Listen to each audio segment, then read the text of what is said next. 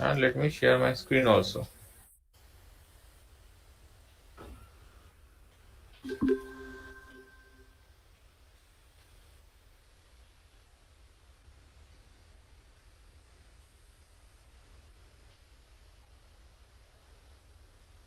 I hope the screen is visible.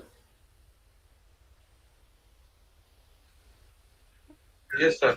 Okay, so Yes, in sir. our last class we're talking about our single phase half wave rectification, and we completed that how a freewheeling diode will be helping, means how the freewheeling diode will be making the current more or less a DC current, correct? That is what we did in the last class. Okay, so continuing with that one only. Now what we're talking about an other source load. Okay, if you recollect, this is what we talked about, that how the current is almost, see, almost the current is a straight line. Okay, so that is what we are talking about when we used a freewheeling diode. Now we are talking about an RL source load. So what about an RL source load? So as you can see that this here, the we are supplying power from a AC source to a DC source. Okay. So as you can see that the load consists of a resistance, inductance, and a DC voltage. So we are starting the analysis at omega t equal to 0. What we are assuming that the initial current is 0 and recognizing that the diode will remain off as long as the voltage of the AC source is less than the DC voltage. Okay. So just wait a second.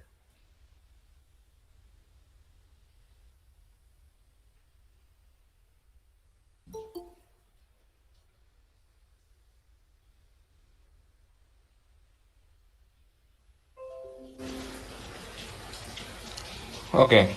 So what we are saying, let alpha be the value of omega t that causes the source voltage to be equal to VDC. So obviously at this point, okay, our Vm sine alpha, that is, this is our Vs, no? So Vs equal to Vm sine omega t. So Vm sine alpha would be equal to VDC at this position. So from this expression, we can find out the value of alpha, which turns out to be sine inverse of VDC by Vm. Okay.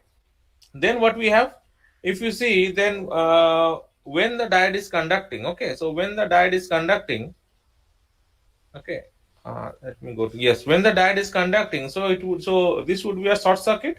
So what we can say, that we can apply the KVL equation, and the KVL equation will be something like Vm sin omega t equal to Ri t plus L di by dt plus VDC. Correct? So we can write this equation, and the total current will be, obviously, would be the summation of the our IFT and INT, that is the natural current and the force current.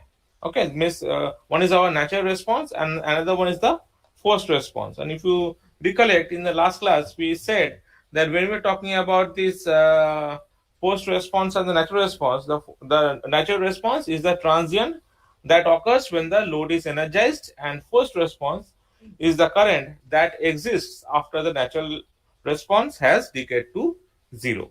Okay, so depending upon that one, so what we can write here, the forced response from the AC source, as you can see, it can be written as Vm by Z into sine omega t minus theta. Okay, and the forced response due to the DC source, since there are two sources as you can see here, so forced response due to the DC source would be how much? It would be minus VDC by R. Okay, so the corresponding circuit diagrams for the AC source and for the DC source are also shown in the slide. So obviously the entire forced response will be the summation of these two values. So it would be Vm by Z sine omega t minus theta minus VDC by R. Obviously, again, the natural response would be, if you recollect in the previous class, it was In into A into e to the power minus t by tau, where tau was how much? Or tau was obviously our L by R. So using that equation only, what we can write? So we can write this expression, that is the natural response is In t equal to A into e to the power minus t by tau. So the summation of these two responses, that is the forced and the natural response, would be Vm by Z sin omega t minus theta minus VDC by R plus A into e to the power minus omega t by omega tau. Okay, we have just multiplied by omega t on both the numerator and the denominator in this expression. Okay, so obviously this the current will be flowing.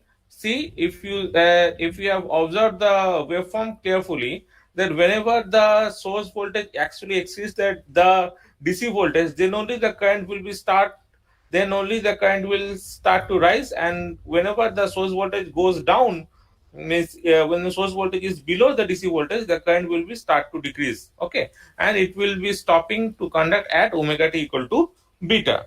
Okay, so basically what we can say, that here beta is the extinction angle at which the current reaches zero. Okay, we can say that the beta is the extinction angle at which the current reaches zero. Because of it, what we can write our I omega t as, see, it can be written as Vm by Z sine omega t minus theta minus Vdc by R plus A into e to the power minus omega t by omega tau for alpha greater than equal to omega t less than equal to beta. Means for this region only, for this region only, from alpha to beta only, the current is operating. So obviously the current value or the current expression for this portion is given by this expression. Okay, and it would be zero otherwise.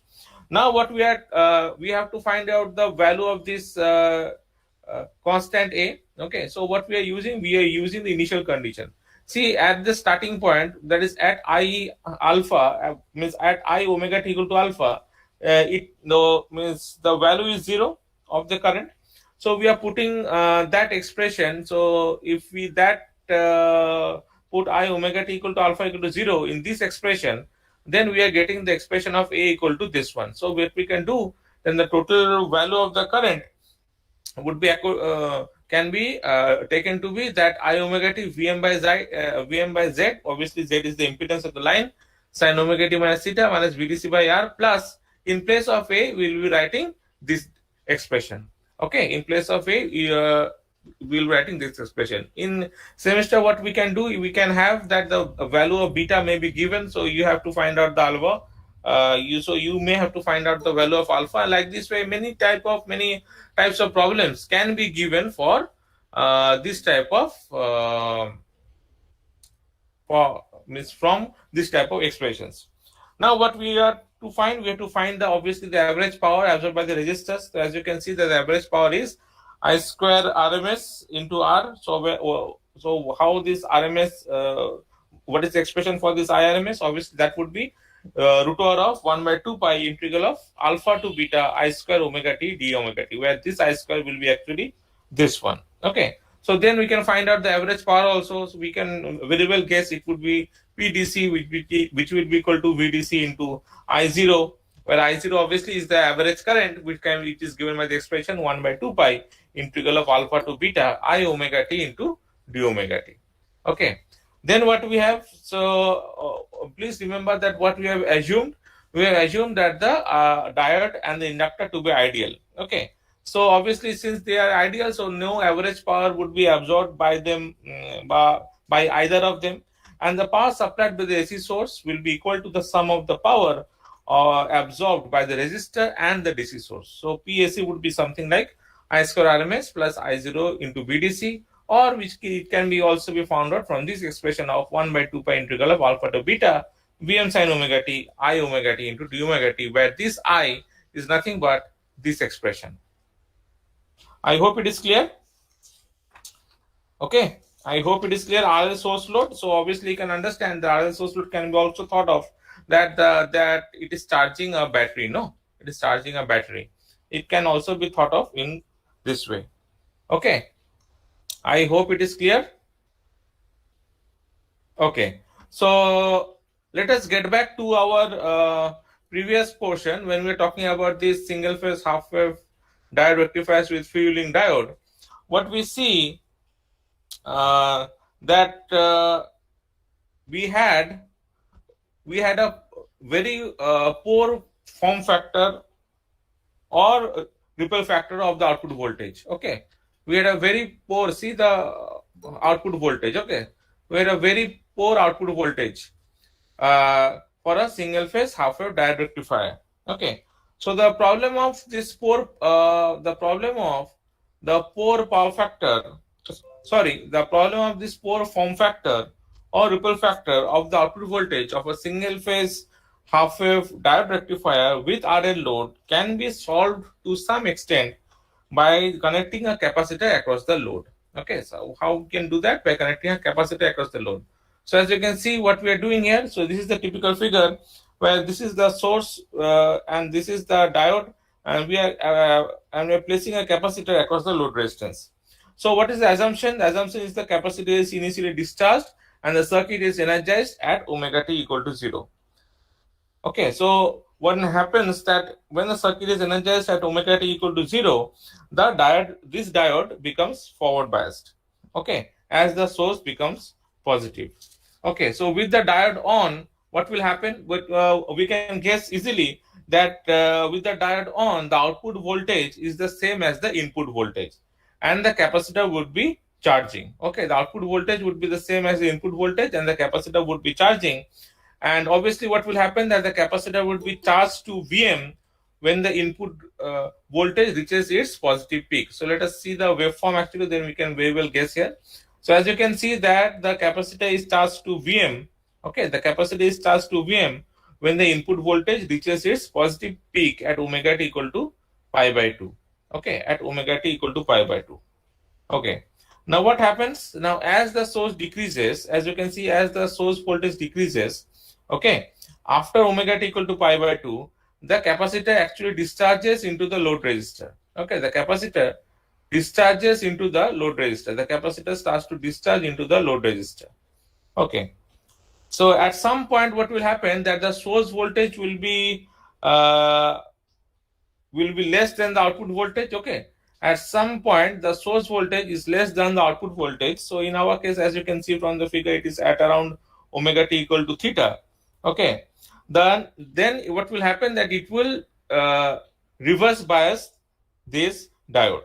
Okay, so the point where the source voltage becomes less than the output voltage, the reverse biasing of this diode will be occurring. So reverse biasing of this diode occurring means that it is isolating the load along with the capacitor from the source. Okay, it is isolating the load along with the capacitor from the source. So obviously in this position, what will happen, as you can understand, that the capacitor would go on discharging through the load resistance. Okay, so the output voltage that will be getting after this point, that is after omega t equal to theta, is basically a decaying exponential with time constant RC. Okay, so the output voltage is a decaying exponential, as you can see, with time constant RC while the diode is off. Okay, so what we are seeing, so the point at which the diode turns off actually is determined by comparing the rates of change of the source voltage and the capacitor voltage. Okay, the point where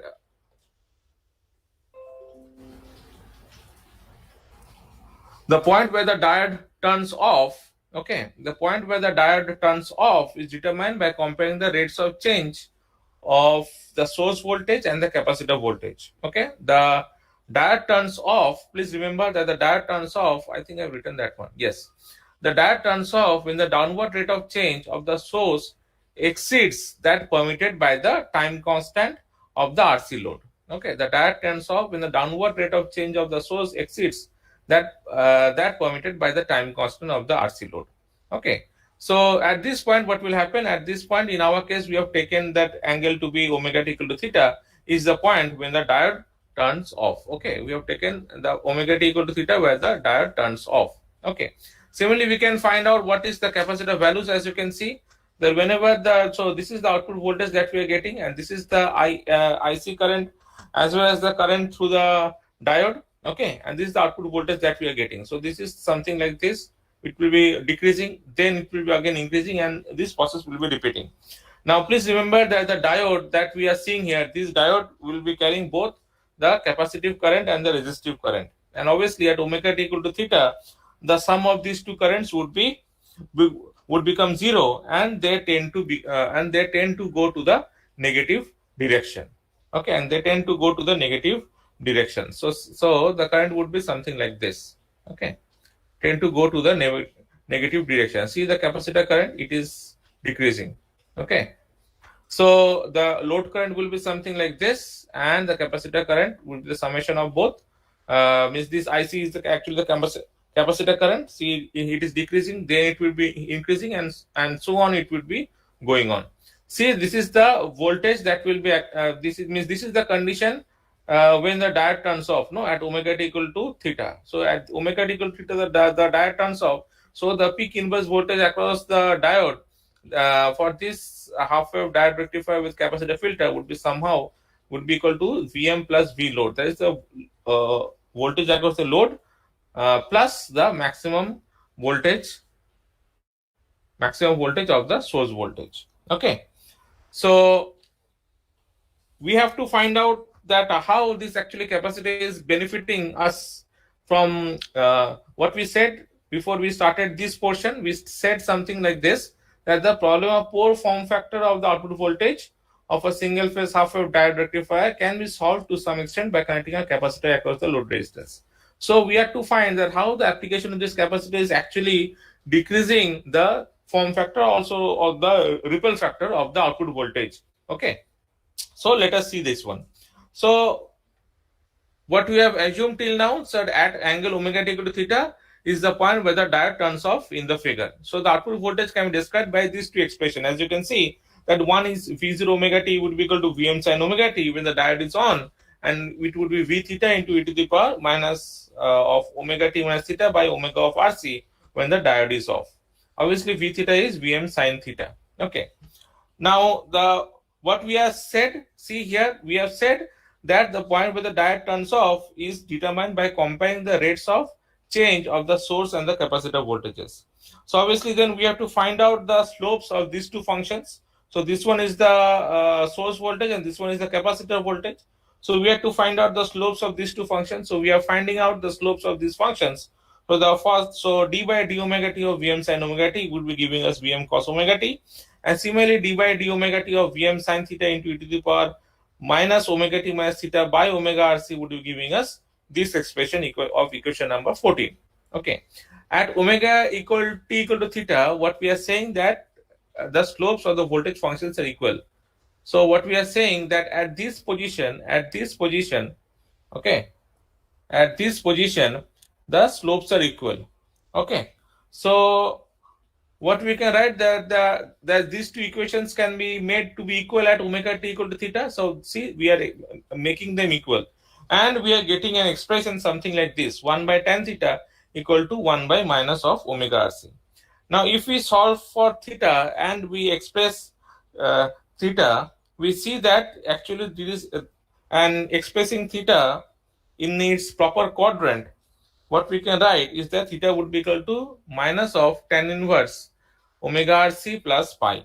Okay. So in practical circuits, where the time constant is very large, we can take the theta to be near about equal to pi by 2, and Vm sin theta would be equal to more or less our Vm. Okay. So when the source voltage comes back to the value of the output voltage in the next period, when the source voltage comes back to the value of the output voltage in the next period, what is happening at this position? At this position, again, the diode is becoming forward biased. Okay, at this position, this diode is again becomes forward biased, and the output again is the same as the source voltage. See, and the output again is the same as the source voltage. Okay, so the angle at which the diode turns on in the second period,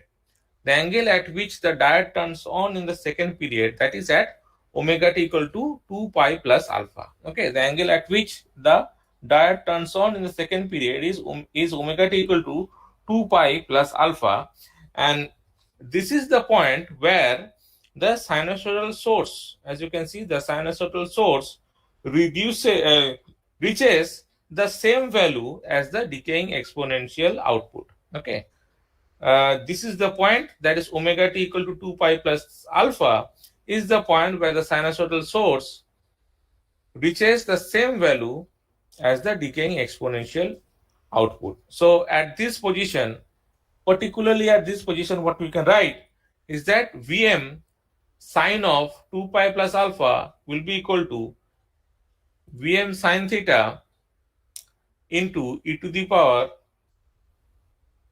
minus of 2 pi plus alpha. In place of omega t, we are writing 2 pi plus alpha minus theta by omega RC.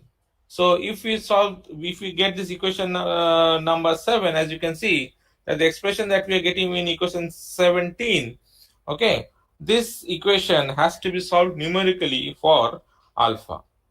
Then what about the current? So obviously the current in the resistor is calculated from this expression of IR equal to V0 by R. The current in the capacitor is calculated from this expression of IC omega T equal to omega C into d by d omega T V0 omega T. Okay.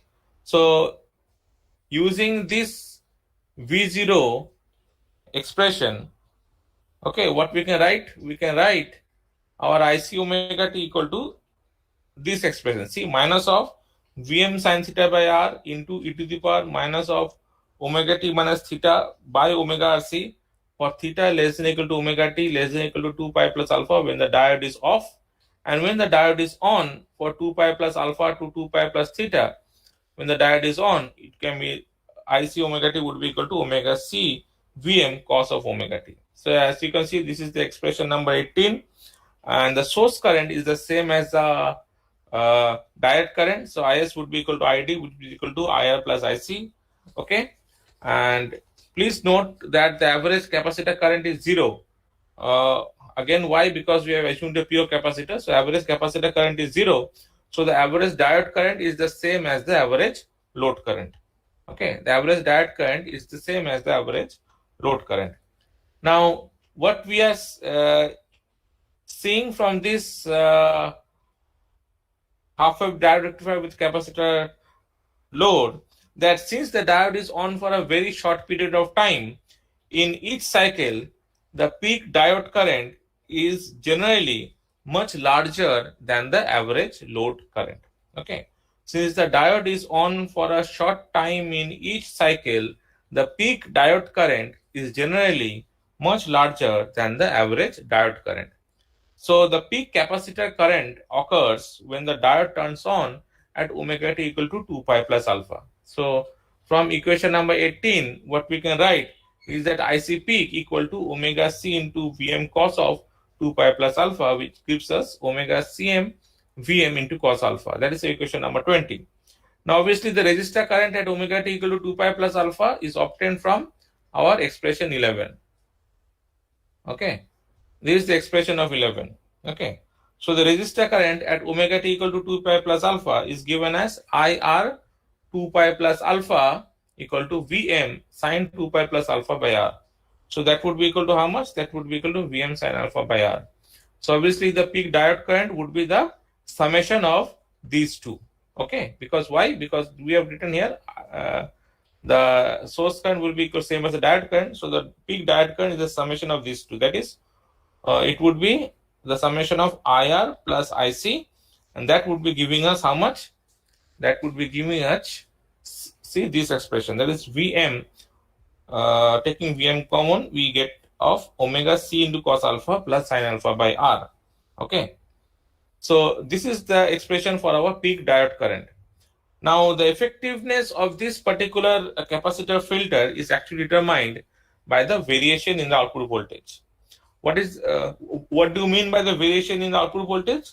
This is the difference between the maximum and the minimum output voltage, which is the peak to peak ripple voltage. Okay, so which is the peak to peak ripple voltage, means we are actually trying to measure the peak to peak ripple voltage. Okay, this peak and this peak. Okay, peak to peak ripple voltage. So the effectiveness of the capacitor filter is determined by the variation in the output voltage, which may be expressed as the difference between the maximum and the minimum output voltage, which is the peak to peak ripple voltage. Okay, now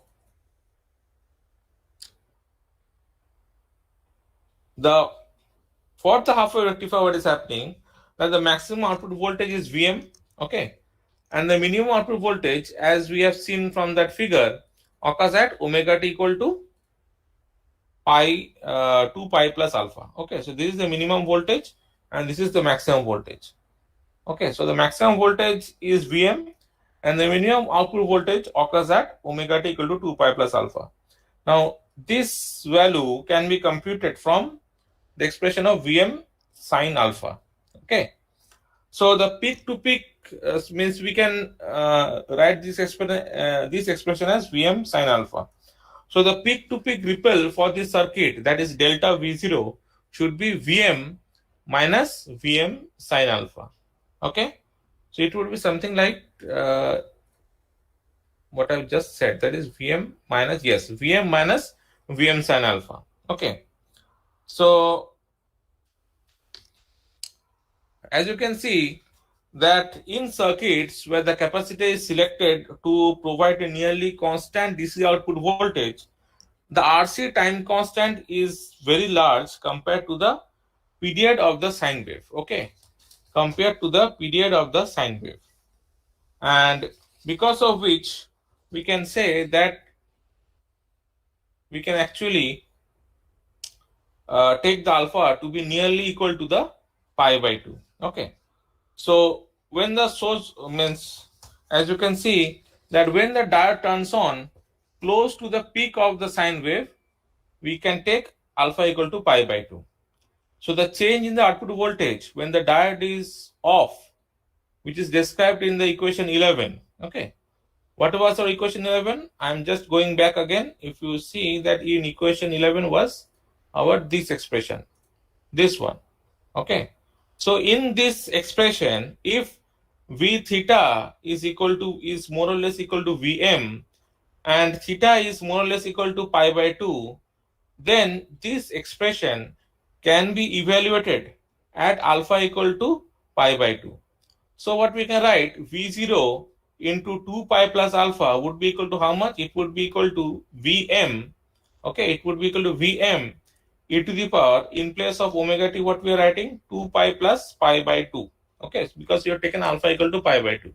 So 2 pi plus pi by 2 minus of pi by 2, because theta is also taken to be equal to pi by 2, by of omega rc, and that expression would be equal to how much? Obviously then it would be Vm into e to the power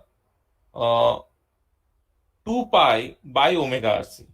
Okay, that should be the expression. So what we are getting, we are getting that one or not? Yes. So as you can see, this is the expression that we are getting. Okay. So Vm into e to the power minus 2 pi by omega rc. So what would be the ripple voltage? So in place of, so the ripple voltage would be Vm minus this expression. So what we can write, Vm, taking Vm common, it can be written as 1 minus e to the power minus 2 pi by omega rc. Okay. So again, see, this exponential can be approximated by the series expansion. If that is the case, then e to the power minus 2 pi by omega rc can be written as 1 minus 2 pi by omega rc from series expansion. Okay. So from series expansion, we are writing e to the power minus 2 pi by omega rc equal to, is more or less equal to 1 minus 2 pi by omega rc. Okay.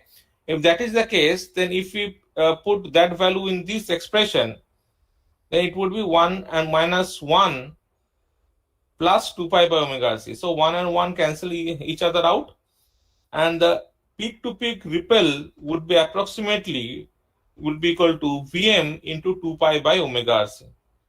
So what we are seeing is that delta V0 would be equal to Vm by f rc. Omega means 2 pi f. So from that we can get the expression as Vm equal to delta V0 equal to Vm by 2 pi by FRC. Okay.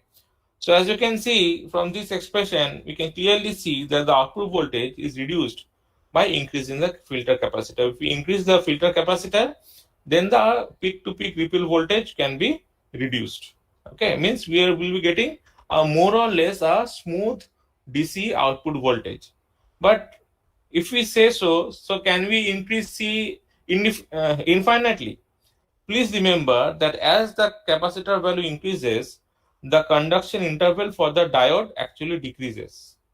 Because of which, increasing the capacitance to reduce the output voltage ripple results in a very large peak diode current, as was shown by this particular expression. Okay. So if we increase C, our ripple value will be, our peak to peak ripple voltage will be decreasing. Yes. Okay. But the peak diode current would also be increasing. Okay, so there has to be a balance between the two while taking this capacitor uh, into account. Okay, I hope it is clear till now. I hope it is clear till now.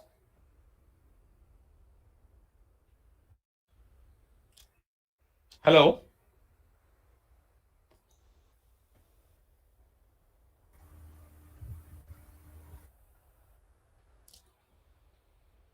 Hello. I hope it is clear till now. Yes, sir. Okay. Yes, sir. Let me stop presenting and let me start the next slide. Okay. So with this, we finish our single phase, half wave, uh, uncontrolled diode, means uncontrolled rectifiers. Okay. When we're talking about uncontrolled, it specifically means it is a diode rectifier only.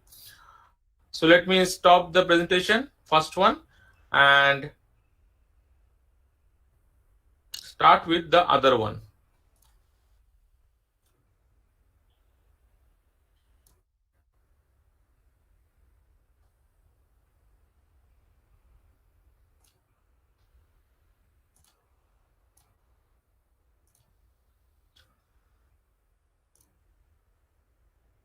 Okay, this one is visible. Single phase full of diode rectifier. Yes, sir. Okay.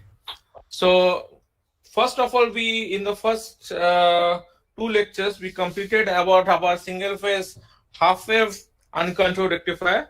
Now we will be talking about our single phase full wave diode rectifiers or single phase full wave uncontrolled rectifier.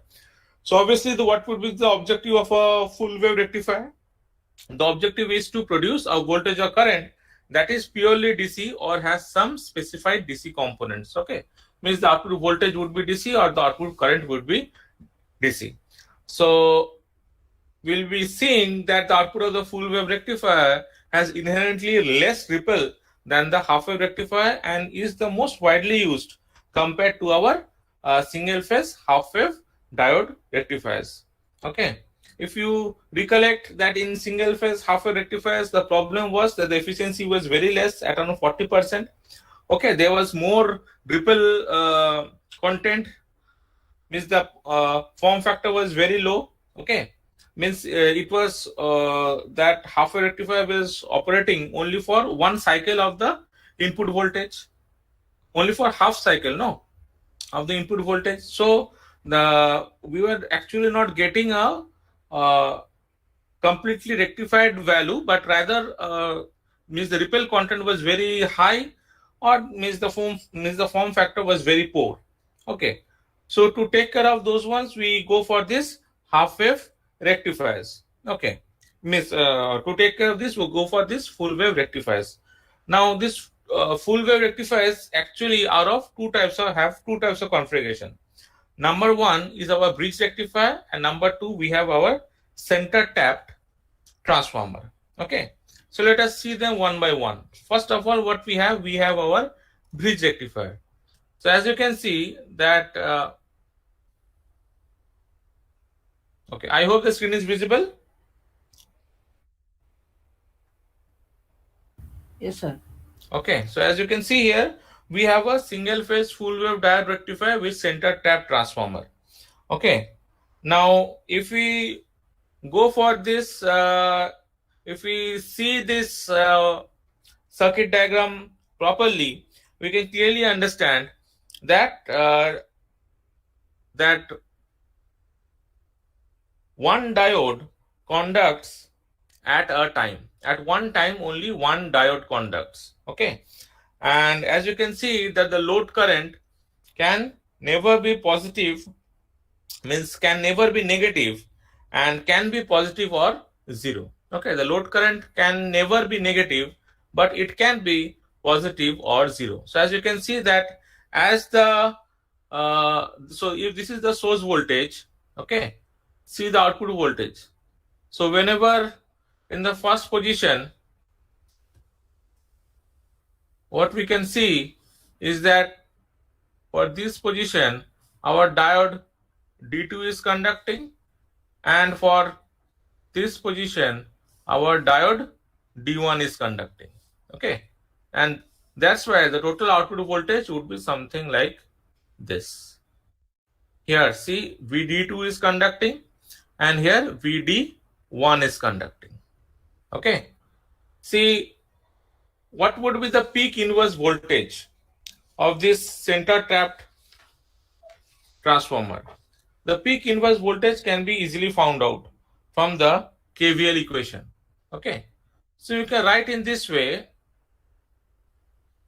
Let me write it down here itself. Okay, so we can, what we can do is that, suppose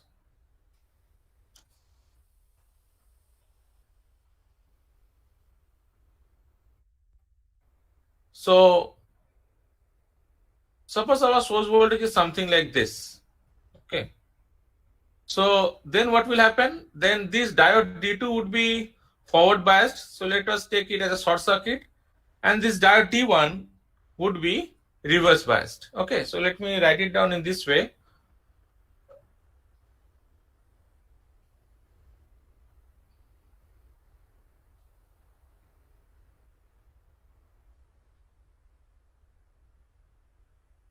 So here is our diode D2 and here is our diode D1, and this is the peak inverse voltage, PIV. So as you can see that what will happen, that I am writing in this way, you can do it in other way also, that's not an issue. So if this is the maximum of the source voltage, VM. So if we apply KVL in this equation, what we can write? We can write, if you see, we can write, so let us take that the value or the voltage here is V0. We can take the value as, means if we can take the value as minus V0 plus Vm is equal to 0. Okay, if we apply KVL in loop number 1. So obviously then what is V0 value? It is equal to Vm. And if we apply KVL in loop number 2, okay, so this is the peak inverse voltage. So we can write V0, okay, minus PIV, and it would be plus our Vm equal to 0. So what is our peak inverse voltage across this diode D1? It would be, see, V0 is how much? We have calculated to be Vm, so it would be how much? It would be 2 Vm. So that is Vm minus PIV plus Vm equal to 0. So peak inverse voltage across diode D1 would be equal to twice of Vm. Okay. I hope you can understand this from the simple KVL equation. Okay. So if we do this one, see the KVL equation here. How much is the peak inverse voltage across the diodes? It is how much? It is minus 2 Vm. How it is coming? So I have just explained it to you. Okay.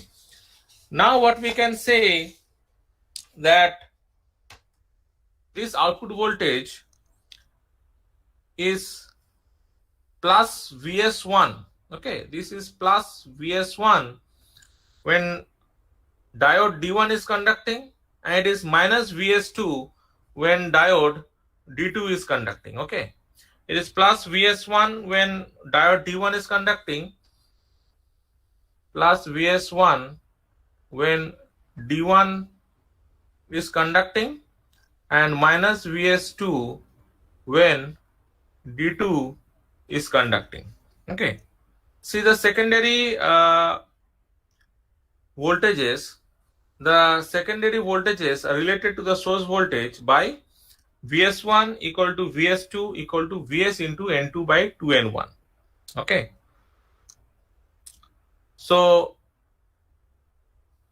the other things that can be seen from this particular circuit diagram is that the current, see the current in each half of the transformer secondary. Okay, the current in each half of the transformer secondary is reflected to the primary. Okay, is reflected to the primary, because of which the average source current is 0. Okay, let me write it down. that current in each half of the transformer secondary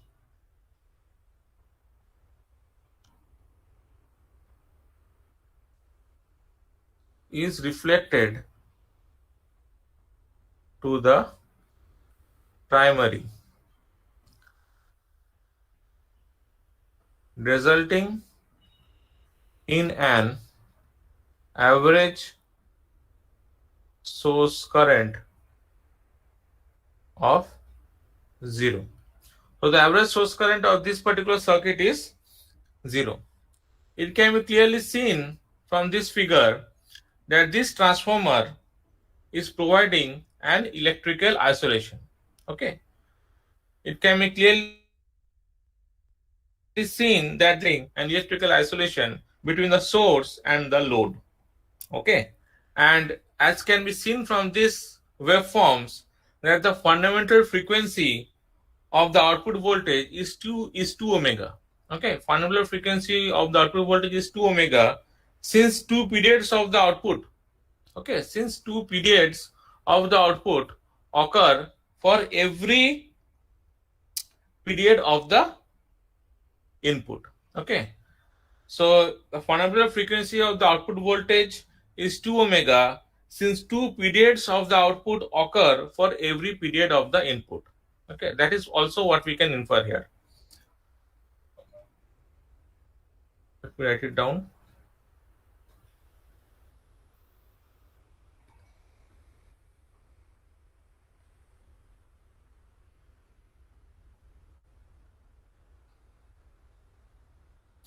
Fundamental frequency of the output voltage is 2 omega since 2 periods of the output occur for every period of the input. Okay.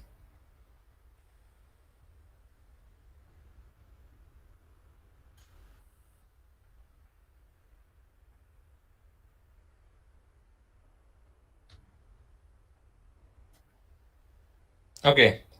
Now, as you can see that this center tap transformer has only one diode voltage drop between the source and the load, making it desirable for low voltage, high current applications. Okay.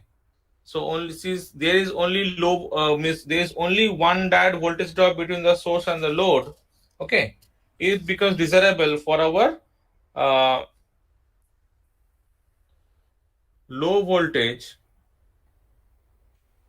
high current applications. Okay, because there is only one diode voltage drop between the source and the load. Okay, I hope it is clear till now. I hope it is clear till now. Okay. So now what we'll be doing is that we have to find out the obviously what we did in the previous cases also, we are finding out the performance parameters. No, the average voltage, load current, RMS value, efficiency, form factor, and those things we'll be finding out from this single phase full wave center tapped is single phase full wave direct rectifier with center tap transformer. So let us find out the average output voltage. Let us find out the average output voltage. So the average output voltage would be equal to how much? Tell me. That is average output voltage is how much? It is VDC, correct? So VDC equal to 1 by 2 pi integral of 0 to 2 pi Vm sine of omega t dt. Okay. So if you solve this one, how much it comes out? So 0 to 2 pi. 2 Vm by pi. 2 Vm by pi, correct. Okay. So the answer is 2 Vm by pi. Let me write it down sideways. Okay. 2 Vm by pi. That is how much? 2 by pi is how much then? Around 6, 3. I think around 0.6366 it should be coming. Okay. That is the average output voltage. Oh, okay. Then obviously what will be the average load current? So average load current can be written as IDC equal to how much? It would be VDC by R.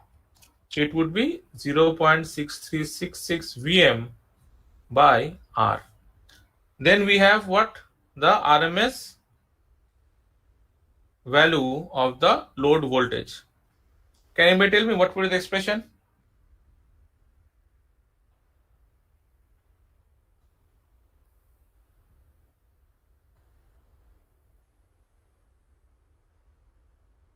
It would be 1 by 2 pi integral of 0 to 2 pi Vm sine omega t whole square dt. What would the expression?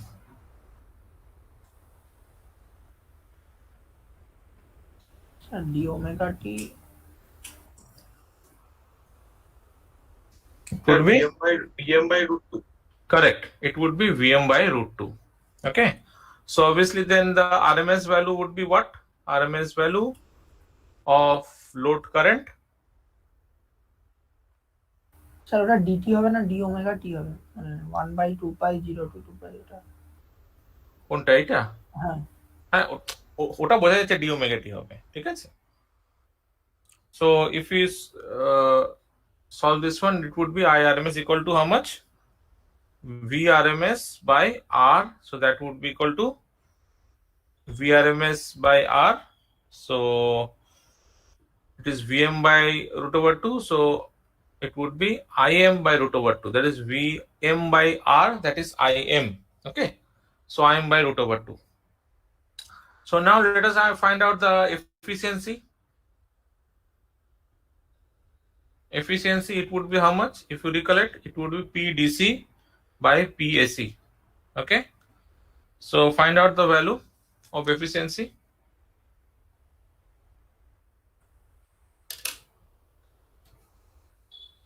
It will be double of 40.6, means 81.1. 81.1. 81.1. Okay. So 81.1%. Okay. So if you recollect, if you have the previous class notes along with you in the class of single phase half wave rectifier with RL load, with R load, we also find out the efficiency, no? So in case of a efficiency of having a half wave rectifier, what we had, what was the value? It was around 40.5%. So there is a considerable improvement in the efficiency while using a full wave uncontrolled rectifier. Correct? Okay. Then what we have to find out our form factor. What was our form factor? It was the ratio of the RMS by our VDC. Okay. So form factor would be equal to VRMS by VDC. What is the value? It is very simple. We can see the value actually. What will be the value? VRMS by VDC?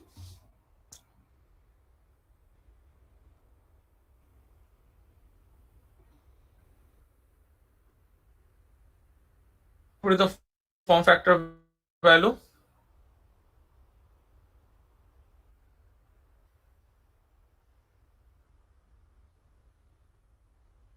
Yes.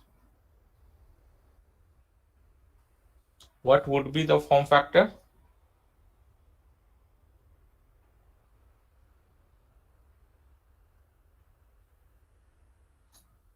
Yes, what will be the value?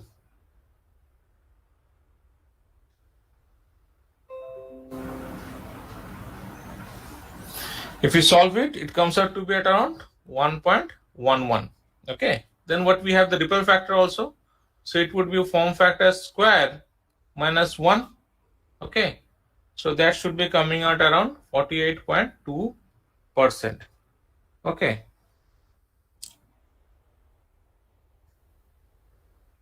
48.2%. Okay. ঠিক আছে? So you can find the ripple factor in this way also. Then what we have to find out? We have to find out the RMS value of the transformer secondary current.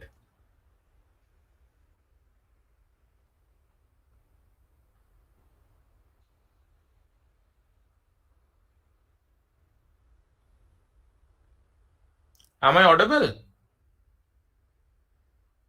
Yes, sir. Oh, so RMS value of transformer secondary current. Okay, so that would be IS would be equal to how much? Obviously, it would be 0.5 Vm by R. Okay, it would be 0.5 Vm by R. Why 0.5? Because we are saying that 1 by 2 pi of integral of 0 to pi Im sine omega t square d omega t. Okay, so that should be and to the power 1 by 2, that should be equal to Im by 2. Okay, so that's why the RMS value of transformer secondary current is 0.5 Vm by R. Okay, now this value is also the RMS, is also the diode RMS value. Okay, this is also diode RMS value, because why? Because can anybody tell me why this value is also the diode RMS value? Why this value is also the diode RMS value? Can anybody tell me why this value is also the diode RMS value? Because only one winding, okay, is operating. Only one winding is operating for half cycle only.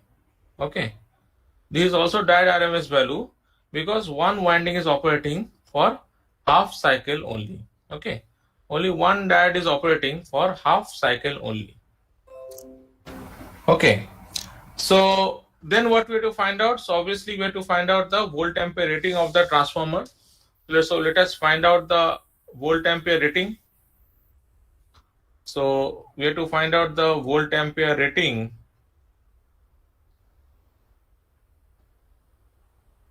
of the transformer. Okay, so VA would be equal to how much? It would be equal to Vs into Is. That would be equal to Vs is how much? Vm by root over 2. Okay, so that would be 2 into 0.707 Vm into Is is how much? Is is 0.5 Vm by R. No, so 0.5 Vm by R. Please note why we have introduced the 2 here, because there are two windings. No, so that's why we have introduced here 2. Okay, it's because it's a center type transformer, that's why. So what we can write then, the TUF, what is TUF? If you recollect, UF is our transformer utilization factor. Okay, so it would be PDC by Vs into Is. Okay, so PDC is how much? PDC is actually VDC into IDC, that is 2 Vm by pi whole square by R. Okay, all 0.6366 whole square by, so here it would be 2 into 0.707 into 0.5. Okay, if you solve this, it should be coming at around 57.32%. Okay, so what does this signify?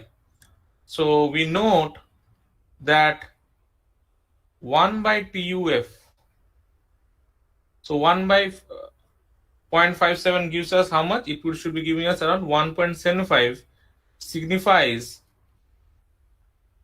that the input transformer, okay, signifies that the input transformer, if present, must be 1.75 times larger than that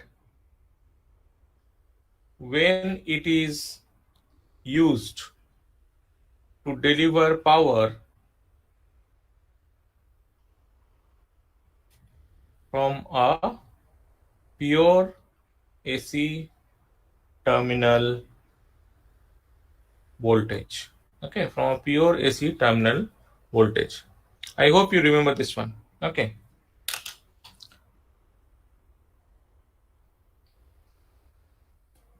Now The other performance parameters that we have to find out is our peak reverse voltage. What was our peak reverse voltage? Peak reverse blocking voltage or peak inverse voltage, we have found out it to be 2 Vm through the KVL. Okay, and obviously through the waveforms also we can find it out. Then we have to find out our IS peak. So source current peak would be equal to how much? It would be equal to Im, that is equal to actually Vm by R. Then Is is how much? Is is we have found out to be Im to be how much? That is Is is equal to the RMS value of input current. Okay, RMS value of the input current, which is equal to the RMS value of the load current. Okay, equal to the RMS value of the load current.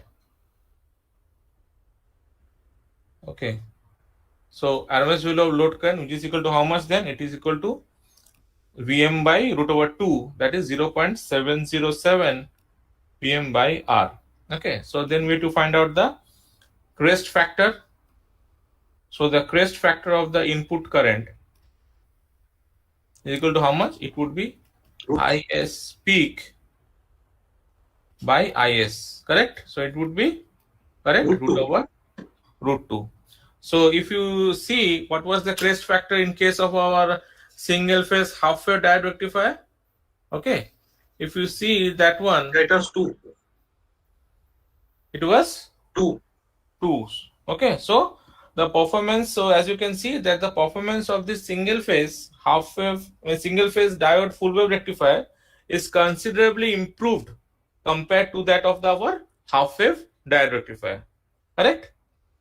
Okay, now we'll be talking about our single phase full wave diode rectifier with bridge configuration. Now please remember, also known as our bridge rectifier also. Okay, now please remember that this bridge rectifier, the performance parameters will obviously be the same except for the transformer utilization portion, because there we do not require actually any transformer. As you can see, this is the picture for our single phase diode rectifier with bridge rectifier. Okay, so the diodes D1 and D2 are conducting during the positive half cycle. It is very much clear. So during the positive half cycle, diodes D1 and D2 are conducting. So this is, see the voltage across D1 and D2 during the positive half cycle, that would be 0, whereas during that portion our D3 and D4 would be reverse biased. So here the D3 and D4 value is given here, it is reverse biased. Okay, and what we have, so obviously during the negative or half cycle of the input, during the negative half cycle of the input, see during the negative half cycle of the input, diodes D3 and D4 would be conducting. Okay, so for the negative half cycle of the input, see diode D3 and D4 would be a short circuit. Okay, so as you can see here also the load current can be positive or 0, but it will never be negative. Okay, but it will never be negative. It can be it can be positive or 0, but it cannot be never be negative. Okay, though how the load current will be behaving, it would be near about a DC current or it is going to 0, actually will depend upon certain conditions which we will be talking about later when we are talking about this single phase full wave diode rectifier with bridge rectifier with an RL load. Okay, for those cases we'll be seeing that the load current may not be 0, it may be a continuous DC current also, but that depends upon certain factors. We'll be seeing it later on. And obviously what we can say that the voltage across the load is Vs.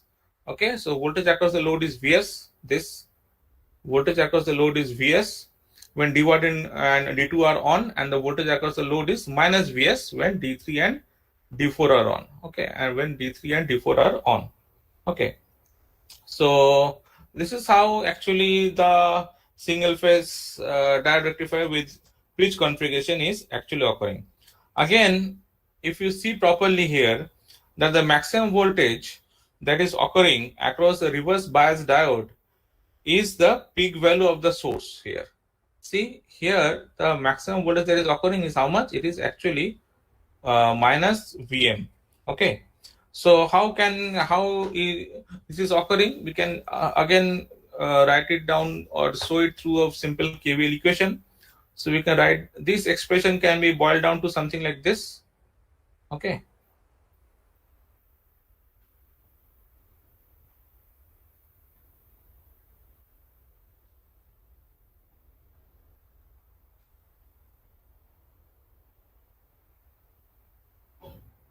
Okay. We can write it down something like this. So D1, 1, 2, 3, 4. Okay. ঠিক আছে 1 2 3 4. So what is happening? So this is our source voltage Vm. So during the condition when 1 and 2 are operating, so what we can say that we can make 1 and 2 remove. We can make 1 and 2 as short circuit. Okay. And this 3 and 4 would be open circuit. Okay. Correct. So this is the peak inverse voltage that would be operating here, and this is our voltage V0. Okay. So if we write the KVL across this expression, okay, so if we write the KVL across this expression, so what we are getting? So if we write the simple KVL, it would be something like this. So we are getting the KVL across this expression would be how much? Across this. Okay, we are writing the expression of KVL. It would be plus Vm minus V0 equal to 0. Okay, so this expression we are getting V0 equal to how much? Vm. And if we apply now the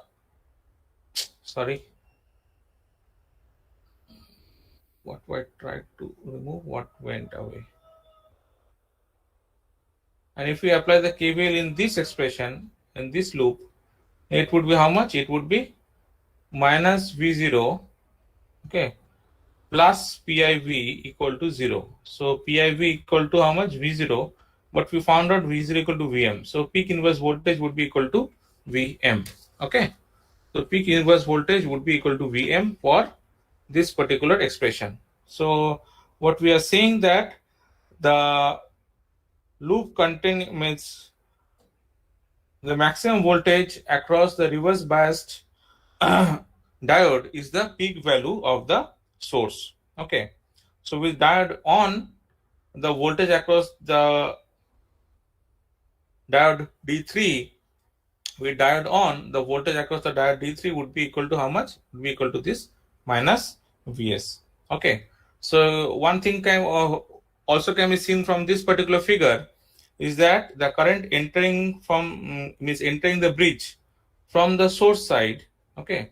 The current entering the bridge from the source side is actually ID1 minus ID4. Okay. The current entering the bridge from the source side is ID1 minus ID4, which is symmetric about 0. Which is symmetric about 0 means that the source current means the average source current is 0. Okay. As you can see here, that the current entering the bridge from the source is ID1 minus ID4. So the average source current is 0. Here also, the RMS source current, as you can see, is the same as the RMS load current. The RMS source current is the same as the RMS load current. Okay. Why? The source current is the same as the load current for 1/2 of the source period. As you can see, the source current is the same as the load current for 1/2 of the source period, and is the negative of the load current, as you can see here, and is the negative of the load current for the other half. Okay. So the squares of the load current and the source currents are the same, and so the RMS currents are equal. Okay. And here, as you can see, what we are having the peak inverse voltage is how much? It's coming out to be only Vm. Okay. So the since means obviously minus Vm, peak inverse voltage means should be written in the means it is talking about the reverse bias condition for the particular diode. So because of this lower value means lower peak diode voltage in the bridge rectifier, this bridge rectifier is more suitable for high voltage applications. Okay, so because of this lower peak value, what we can say that this bridge rectifier is suitable for our high voltage applications. Why? Because the peak inverse voltage is very less. Okay, it is equal to the source voltage. That's why it is more applicable for high voltage applications, which was not the case for our single phase full load diode rectifier with center tap transformer, because in those cases the peak inverse voltage was how much? It was 2 Vm. Okay, the peak inverse voltage was 2 Vm. Okay, so what we see here in the next slide is basically, let me just remove this one. I think you can understand. Relate this.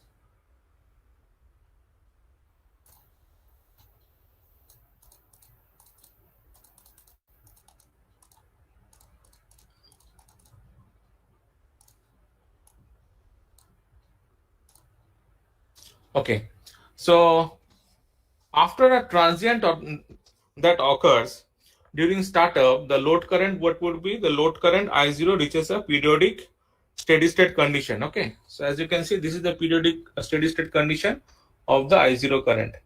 Okay, this is the periodic steady state condition. So after a transient that occurs during the startup, the load current I0 reaches a periodic steady state as shown in this particular figure.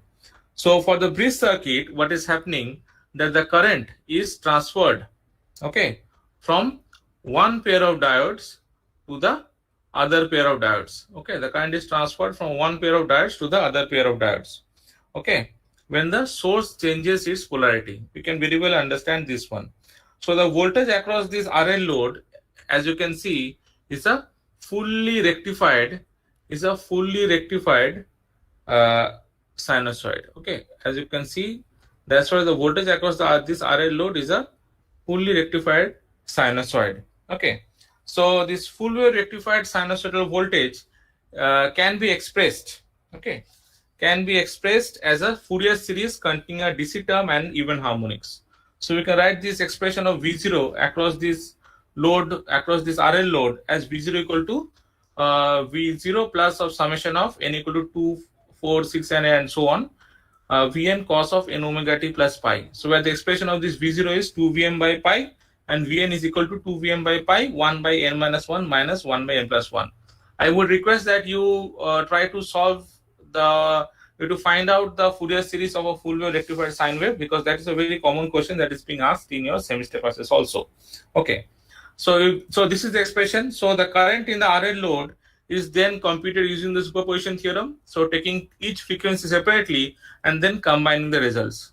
So the DC current and the current amplitude at each frequency are computed from the expression of I0 is equal to V0 by R, and In would be equal to Vn by Zn, which is equal to Vn by R plus Jn omega L. So as you can see from this particular expression, that as the harmonic number increases, okay, as the harmonic number increases, the voltage amplitude actually decreases. Okay, so for an RL load, the impedance Zn,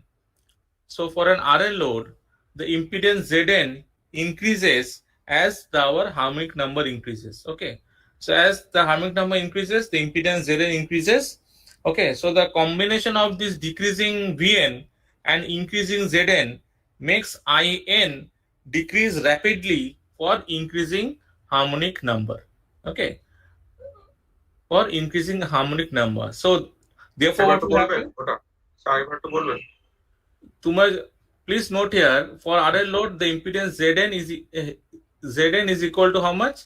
R plus Jn omega L, correct? So if n increases, okay, Zn also increases. Okay, yes. And we can see from this expression also, that if n increases, V actually goes down. Okay, the amplitude of the voltage decreases. Okay, so the combination of increasing Zn and decreasing Vn, okay, makes In decrease rapidly for increasing harmonics. Means for any harmonic, the harmonic current would be decreasing. Therefore, what will happen? Only the DC term will be there, and only a few of the AC terms are usually necessary to describe the current in the RL load. ওকে, তাহলে আমরা যেটা বলতে চাইছি যে as the হার্মোনিক number increases আমার হার্মোনিক current ভ্যালুটা decrease করবে, যার ফলে only the DC term and very few of the AC terms are usually necessary to describe the current in an RL load. Okay, in some applications what we may take, in some applications the load inductance may be taken to be much larger. Okay, for instance, may be relatively large. Okay, in some applications the load inductance may be relatively large. So if the AC means if the inductive impedance for the AC terms in the Fourier series, okay, if the inductive impedance for the AC terms in the Fourier series effectively eliminates the AC current terms in the load current will be what? It would be essentially a DC current. Okay, so if the inductive impedance for the AC terms in the Fourier series effectively eliminates the AC current terms in the load current will be essentially a DC current. So that's why we have written here, if omega L is much greater than R, then I omega T will be equal to I0 by V, I0 equal to V0 by R, this 2 Vm by R. So the IRMS will be essentially I0. That means what we are saying, that the load current will be essentially a DC current. So as you can see, that the load current would be essentially a DC current, means the combination of this ID1 all would be something like this. Okay, this would be our load current. Okay, as you can see from this particular figure. I hope it is clear till now. Yes, sir. Okay, so let us finish here itself. I think you have classes from from 12 o'clock, so let us finish here itself, and we'll be starting with the other portion in our next class. Okay, so let me stop. Sir বলছি আগের দিনে ক্লাসের slide গুলোকে দেওয়া যাবে? হ্যাঁ, আমি আজকে পাঠিয়ে দেবো সেগুলো, ঠিক আছে? I will be sending them today itself. Okay, so thank you everybody. You may leave the class.